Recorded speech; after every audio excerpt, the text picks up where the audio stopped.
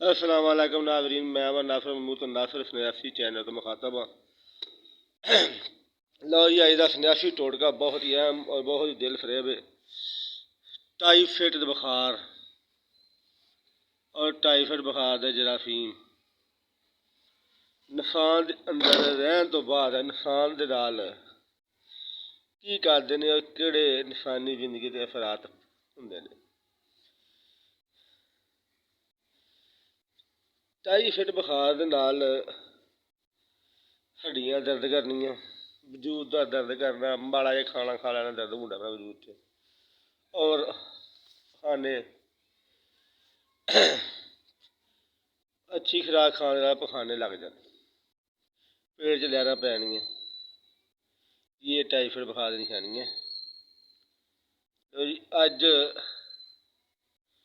इस तो बचन का तरीकाकार दस्या जाएगा, एहतियाती तदाबीर बताई जाएगी। पहली गल ये, जिस वक्त तुहानूं पता लग जाए कि टाईफाइड बुखार हो गया,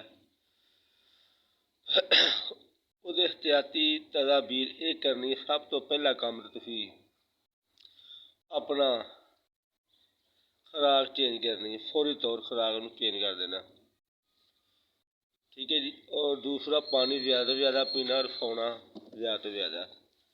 जागन की नाज़रीन कोशिश बिल्कुल नहीं करनी, मतलब आखो जागन नाल मसला खराब हो जाता है।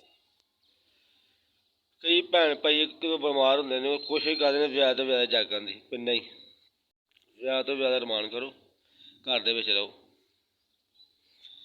और कोई भी मैडिसन है उन्होंने बिल्कुल तरीके नाल खाओ, चाहे देसी है, चाहे अंग्रेजी है, चाहे होम्योपैथिक दी है। परहेज है, कम को नहीं कोई करना, कोई भी सकून रमान करना, सब तो बड़ा परहेज है। और खुराक कड़ी बिल्कुल नरम लैनी है और ठंडी गज़ा लैनी है। मिसाल तौर कणक की पक्की रोटी को नहीं खानी, जवां दलिया पका खाओ, हल्की जी खिचड़ी पका खाओ, ठीक हो गया जी। और ऐसा करने नाल इंशाअल्लाह बहुत जल्दी बंदा कामयाब हो जाता है। टाईफाइड बुखार तो बहुत जल्दी राहत बंदे नूं मिल जाती है। तो लो नाज़रीन, फिर यह नुस्खा दसने अज, देसी नुस्खा, जिहदे नाल बहुत फिर बीमारी, बहुत सारे इंसानां दे अंदरों टाईफाइड जरासीम निकल गए हैं। किसी नूं 5 साल पुराने जरासीम खान, जरासीम सी किसी नूं 15 साल पुराने, किसी नूं 7 साल पुराने, किसी नूं 4 साल पुराने, किसी नूं 6 महीने पुराने। लो जी, जल्दी जल्दी नोट कर लो साड़ा नुस्खा।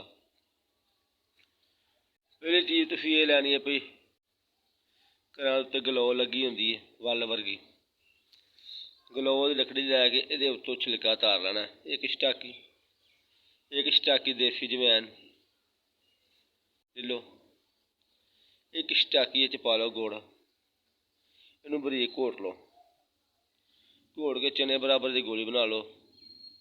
एक गोली सुबह खाना खाने तो पहलू, एक गोली शामी खाना खाने तो पहलू।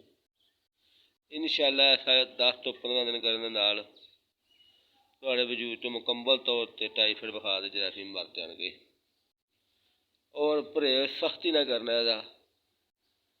गर्म तबीयत कोई भी चीज़ नहीं खानी, बड़ा गोश्त नहीं खाना, छोटा गोश्त नहीं खाना, ये जवां का दलिया खाना, फ्रूट खा सकते ठंडी तबीयत वाले, गर्म मजाज फ्रूट भी को नहीं खाना। लो जी, इस दे नाल ही सानू दिओ इजाज़त। अल्लाह हाफिज़। अगली वीडियो नाल फिर दोबारा तुहानूं मिलांगे।